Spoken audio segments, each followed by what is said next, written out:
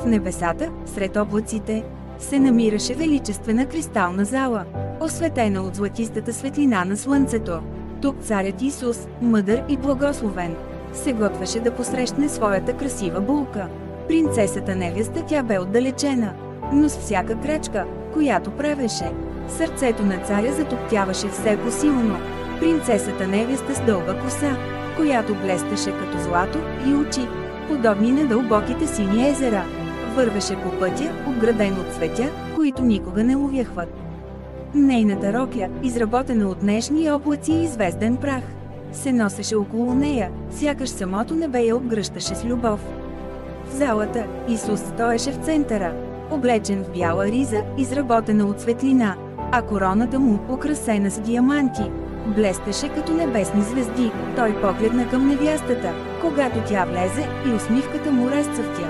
Всички ангели в залата се събраха, за да станат свидетели на свещената връзка между двамата.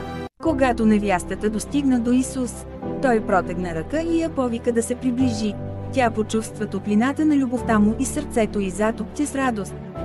Ти си светлината на моя живот, невесто моя, днес, пред цялото небе.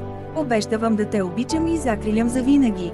Лия, с трепет в гласа, отговори: Исус, ти си моят герой, моят защитник. С теб искам да споделя всяка минута от вечността. Техните ръце се срещнаха и в този миг кристалната зала се напълни с магия. Ангелите запяха, а цветята около тях разцъфтяха в ярки цветове. Сватбената церемония започна, и Исус и невястата се заклеха в любов и вярност. Облаците около тях се събраха, образувайки красиви фигури, които разказваха историята на тяхната любов. Всеки поглед, всяка усмивка, всяка дума, която произнесоха, бе изпълнена с дълбочина и емоция. Когато церемонията приключи, Исус и невеста се обърнаха към ангелите и всички същества на небето. Ние сме едно, обявиха те с един глас.